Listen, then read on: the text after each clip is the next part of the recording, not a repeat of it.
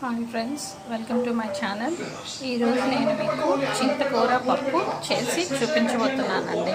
చూసారా, ఇది లేత చింతకూర. ఇది ఒక 3 hours ముందు నానబెట్టిన కందిపప్పు అండి. ఇప్పుడు ఈ కందిపప్పుని ముందుగా ఉడకబెట్టాలండి. పప్పుని ఉడికించాలి కదా. ఈ పప్పులోని పచ్చిమిరపకాయలు, టమాటా, కొద్దిగా ఆయిల్, కరివేపాకు, పసుపు వేసి ముందు పప్పును ఉడికించుకోవాలి ఫ్రెండ్స్.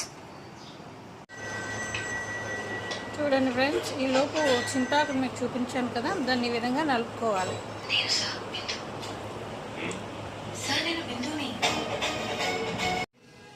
చూడండి, చింతాకుని నలిపిన తర్వాత ఈ విధంగా ఉంది. చూసారా ఫ్రెండ్స్, చూసారా పప్పు బాగా ఉడికిపోయింది.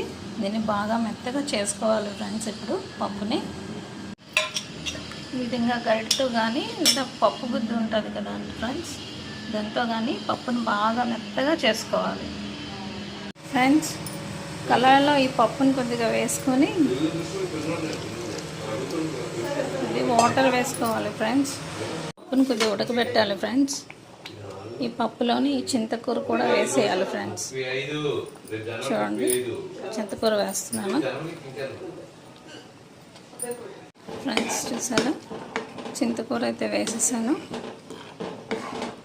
కొద్దిగా ఉడకనివ్వాలి ఫ్రెండ్స్. ఇందులో కొద్దిగా ఇప్పుడు ఉప్పు, కారం వేయాలి ఫ్రెండ్స్.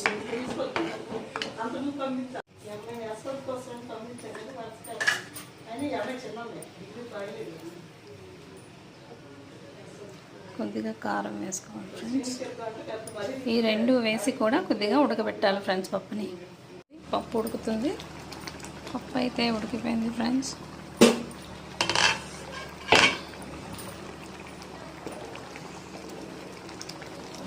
దీన్ని ఇప్పుడు తాలింపు వేసుకోవాలి ఫ్రెండ్స్. తాలింపు వేసిస్తే అయిపోయినట్టే చింతకూర పప్పు. పప్పుకి తాలింపు వేస్తున్నాం ఫ్రెండ్స్. కొద్దిగా ఆయిల్ వేసుకొని పోపులు వేసుకోవాలి ఫ్రెండ్స్. అన్నిట్లో ఆవాలు, జీలకర్ర, మినపప్పు, ఇంగువ, కొద్దిగా ఇంగువ,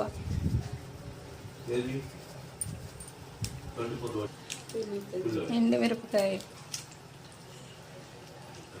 కొద్దిగా కరివేపాకు.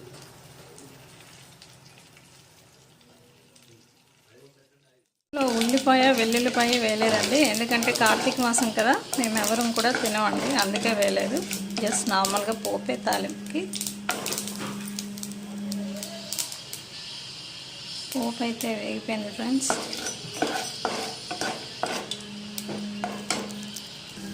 చూడండి ఫ్రెండ్స్, పోపు అయితే వేగిపోయింది. ఇందులో పప్పు వేసేసుకోవడం ఫ్రెండ్స్.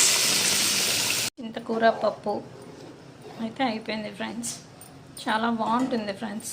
మీరు కూడా ఇలాగా ట్రై చేసి చూడండి ఫ్రెండ్స్. ఈ వీడియో కనుక మీకు నచ్చితే సబ్స్క్రైబ్ చేసి, లైక్ చేసి, షేర్ చేసి, బెల్ ఐకాన్ ఆన్లో ఉంచండి ఫ్రెండ్స్. Thank you friends.